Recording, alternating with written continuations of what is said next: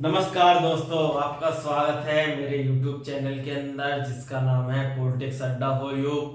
और मैं आपके साथ हूं, आपका दोस्त शुभांशु शर्मा, जो लगातार 2024 लोकसभा के अंदर यूपी के अंदर जो प्रथम चरण की सीट है उन्हें कवर अप कर रहा हूं। और आज सबसे महत्वपूर्ण सीट रामपुर लोकसभा के बारे में बताना चाहूंगा, किस प्रकार से बीजेपी ने लगातार उस सीट पर मास्टर स्ट्रोक खेले हैं।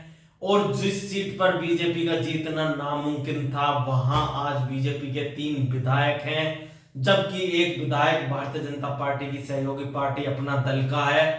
और जिस प्रकार से आजम खान की तूती इस लोकसभा के अंदर बोलती थी, वो आज बिल्कुल फीकी नजर आती है। और बीजेपी यहां पर काफी स्ट्रॉन्ग बनकर उभरी है। जिस प्रकार से बीजेपी ने यहां पर संगठन में काम किया है और लगातार जमीनी जो लोग हैं उनके मनोदशा को भांपते हुए जिस तरीके से बीजेपी ने यहाँ पर अपने संगठन का विस्तार किया है, चाहे वो रामपुर शहर के अंदर के मुद्दे हों, जिस प्रकार से उन्होंने आजम खान की जो नकारात्मक भाव थे जनता के मन में आजम खान के प्रति, उन भावों को यूज करके किस प्रकार से बीजेपी ने अपना एक बड़ा संगठन, बड़ा चंक इस लोकसभा सीट के अंदर खड़ा किया है, उसी का नतीजा था जो 2021 का जो 22 का यहाँ पर बाई इलेक्शन हुआ। किस प्रकार से घनश्याम सिंह लोधी उन्होंने भारतीय जनता पार्टी की तरफ से जीत दर्ज की। वो कहीं ना कहीं आजम खान के काफी करीबी माने जाते थे, लेकिन आजम खान की रणनीति से ही उन्होंने आजम खान के किले को ढा दिया। जबकि समाजवादी पार्टी की तरफ से 2022 में मोहम्मद असीम रजा, जो कि आजम खान के राइट हैंड माने जाते हैं, उन्हें 3,25,000 वोट मिले थे, जबकि घनश्याम सिंह लोधी को 3,67,000 वोट मिले थे। और वह यहां पर 42,000 से चुनाव हार गए। अगर मैं इस लोकसभा की बात करूं तो 2019 के अगर चुनावों की बात करूं तो यहां पर आजम खान साहब को 5,59,000 वोट मिले थे, जबकि जयप्रदा को 4,49,000 वोट मिले थे और 1,09,000 से जयप्रदा यहां से चुनाव हार गए। अब सबसे बड़ी बात है कि जीशान खान जो बसपा ने यहां से चुनाव मैदान में उतारे, अगर वो 1,00,000 वोट ले जाते हैं तो फिर से घनश्याम सिंह लोधी इस सीट को जीतने में कामयाब हो जाएंगे।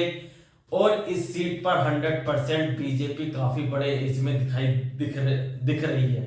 अगर मैं 2014 की बात करूं तो डॉक्टर नेपाल सिंह जो बीजेपी के कैंडिडेट थे, उन्हें 3,58,000 वोट मिले। सपा और कांग्रेस के बीच में मुस्लिम वोटों का बहुत बंटवारा हुआ। सपा के नसीर अहमद खान को 3,35,000 वोट मिले थे, जबकि नवाब काजिम अली खान जो नवाब घराने से आते हैं, उन्हें 1,56,000 वोट मिले। और बीजेपी यहां से 23,000 वोटों से जीत गई। तो बिल्कुल साफ गणित है, अगर 1,00,000 भी वोट बसपा का कैंडिडेट ले जाता है तो यह सीट बिल्कुल 100% बीजेपी जीत जाएगी, क्योंकि बीजेपी को यहां पर 4 लाख के आसपास वोट मिलेंगे। अगर इस सीट की बात करूं तो इस सीट के अंदर 5 विधानसभा आती हैं, जिसमें स्वार, जहां से शफीक अहमद अंसारी जो अपना दल एसके विधायक हैं, जो सोनेलाल पार्टी है अनुप्रिया पटेल की, उसके विधायक हैं। चमरौवा से नसीर खान समाजवादी पार्टी के विधायक हैं। बिलासपुर से बलदेव सिंह ओलख विधायक हैं, जो भारतीय जनता पार्टी के हैं। रामपुर से आकाश सक्सेना जो उपचुनाव के अंदर जीते थे, भारतीय जनता पार्टी के विधायक हैं। मिलक एससी सीट है, राजवाला सिंह भारतीय जनता पार्टी के विधायक। तो इस लोकसभा के अंदर 3 विधायक बीजेपी के हैं, एक विधायक अपना दल का है और एक विधायक समाजवादी पार्टी का है। तो विधायकों की दृष्टि से बीजेपी यहां पर 4 विधायक लेके बैठी है और बीजेपी ने यहां पर एक काफी स्ट्रॉन्ग वोट बैंक भी अपना खड़ा कर लिया है। सबसे बड़ी बात है कि जीशान खान मुस्लिमों का कितना वोट काट पाते हैं। अगर ऐसा होगा तो बिल्कुल बीजेपी इस सीट को जीत जाएगी।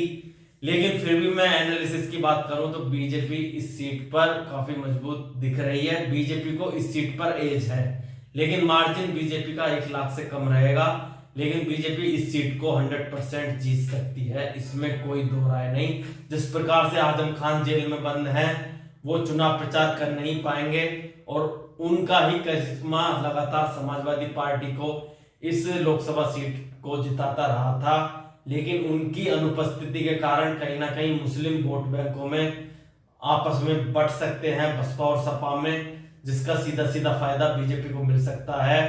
और जिस प्रकार से उसके लगातार विधायक काम कर रहे हैं जमीनी स्तर पर, चाहे वो आकाश सक्सेना हो या बलदेव सिंह ओलक हो जो कैबिनेट मंत्री भी हैं, या राजबाला सिंह हो जो कैबिनेट मंत्री भी रही हैं, उनके कार्य करने की बदौलत यह सीट बीजेपी जीत सकती है, इसमें कोई दो राय नहीं। जय हिंद, जय भारत।